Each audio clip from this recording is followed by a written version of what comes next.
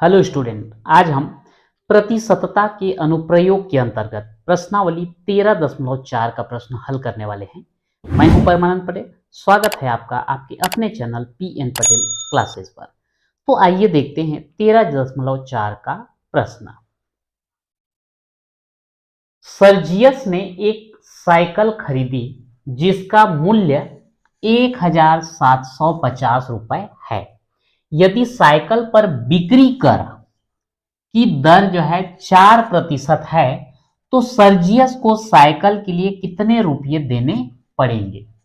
जैसे यहां पर साइकिल का मूल्य बताया गया है 1750 रुपए, लेकिन उसमें जो है सेल टैक्स लगता है, बिक्री कर लगता है 4%। इसको ऐसे समझ सकते हैं कि यदि आप कोई सामान जो है 100 रुपए का खरीदते हैं तो उसमें 4 रुपया जो है आपको सेल टैक्स यानी कि बिक्री कर देना होता है। तो अगर हम 1750 रुपए का खरीदेंगे तो हमको कितना टैक्स देना पड़ेगा।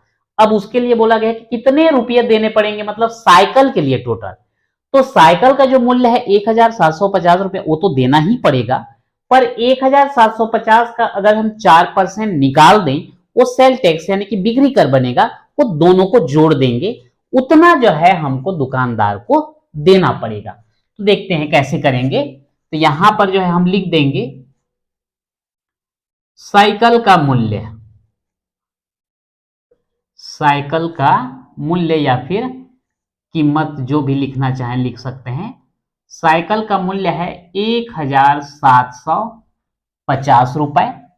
बिक्री कर दिया गया है, बिक्री कर 4%। तो बिक्री कर का प्रतिशत दिया है हमको 4%, तो बिक्री कर हमको कितना देना पड़ेगा, 1750 का 4% देना होगा। अब आपको पता है कि 1750 का 4% कैसे निकालते हैं। ये हमने इसी चैप्टर के इंट्रोडक्शन वीडियो में देख चुके हैं कि हम कैसे उसका प्रतिशत निकालते हैं। यदि आपको नहीं समझ में आता है यहाँ पे डायरेक्ट, तो आप इंट्रोडक्शन वीडियो जो है जरूर देखिए। तो यहाँ पे 1750 हमने लिख दिया, का मतलब हो जाता है गुणा, और 4% का मतलब है 4/100। अब यहां पर कंफ्यूजन ना हो इसलिए मैं बटे 1 इसमें भी लिख देता हूं। अब इसको कटाएंगे, 4 एकम 4, 4 दूनी 8, 2 बचा 20 हो जाएगा, 4 पंचे 20। अब यहां पर देखते हैं ये 5 से भाग जाएगा, ये भी 5 से भाग जाएगा, 5 पंचे 25, और ये हो जाएगा 5 तिया 15, 2 बचा 25 बनेगा, 5 पंचे 25, 5 शून्य 0। फिर 5 से भाग जाएगा, 5 एकम 5, और ये हो जाएगा 5 सत्ते 35 और 5 शून्य 0। तो यहां पर जो है केवल क्या बचा, 70। तो ये 70 रुपए जो है हमको क्या प्राप्त होता है, बिक्री कर। तो साइकिल के लिए कुल कितना देना पड़ेगा उसको हम निकाल देते हैं। तो सर्जियस को साइकिल के लिए रुपए देने पड़ेंगे कितना, 1750 प्लस 70, इतना देना पड़ेगा, क्योंकि ये जो है साइकिल का मूल्य है और ये 70 रुपए जो है बिक्री कर है। दोनों को जोड़ देते हैं, 0 0 का 0 आ गया, 7 5 12 का 2 हासिल 1 और ये 7 हो जाएगा 8 और ये 1। तो इस प्रकार से हम देखते हैं कि साइकिल लेंगे तो उसको कितना रुपया देना पड़ेगा, 1820 रुपया देना पड़ेगा, और यही हमारा आंसर हो जाता है। ठीक है, इसके बाद देखते हैं प्रश्न 2 क्या दिया गया है। महानदी किनारे स्थित ग्राम पंचायत गिदपुरी रेत निकासी के लिए 20 रुपए प्रति घन मीटर टैक्स लेती है। अब ये प्रति घन मीटर क्या होगा, 1 मीटर लंबा, 1 मीटर चौड़ा और 1 मीटर गहरा या ऊंचा बोल सकते हैं।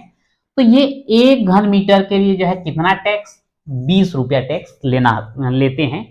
यदि एक ट्रैक्टर में 5 घन मीटर रेत आती है, अब यहां 1 घन मीटर का 20 रुपया, तो 5 घन मीटर का कितना है, अब वो हम पहले ज्ञात करेंगे। नदी से 12 ट्रैक्टर रेत निकालने पर ग्राम पंचायत को कितना टैक्स मिलेगा। तो यहां पर हम लिख देते हैं, चूंकि 1 घन मीटर के लिए टैक्स बराबर कितना, 20 रुपए, तो 5 घन मीटर के लिए टैक्स कितना हो जाएगा, 20 गुणित 5 यानी कि 100 रुपए। ये 5 घन मीटर के लिए कितना हुआ, 100 रुपए। और ये 5 घन मीटर कितने ट्रैक्टर में आता है, एक ट्रैक्टर में। तो यहां हम लिख देंगे अर्थात एक ट्रैक्टर रेती के लिए टैक्स बराबर 100 रुपए। तो कितना ट्रैक्टर के लिए चाहिए हमको, 12 ट्रैक्टर रेत के लिए चाहिए। तो 12 ट्रैक्टर रेत के लिए टैक्स कितना हो जाएगा भाई, एक का 100 है तो 12 का कितना हो जाएगा, गुणा कर दो, 12 शून्यम 12 शून्यम और 12 एकम, तो ये आ गया आपका 1200 रुपए। तो यहां पर हम देखते हैं कि 12 ट्रैक्टर रेत निकालने पर पंचायत को जो है 1200 रुपए जो है टैक्स मिलेगा, और ये हमारा आंसर हो जाएगा। अगला क्वेश्चन देखते हैं। अंजलि ने एक दुकान से 500 रुपए मूल्य का इत्र तथा 800 रुपये मूल्य का गहने खरीदे। दो सामान खरीदे हैं, 500 रुपए का इत्र यानी कि परफ्यूम और 800 रुपए का गहना।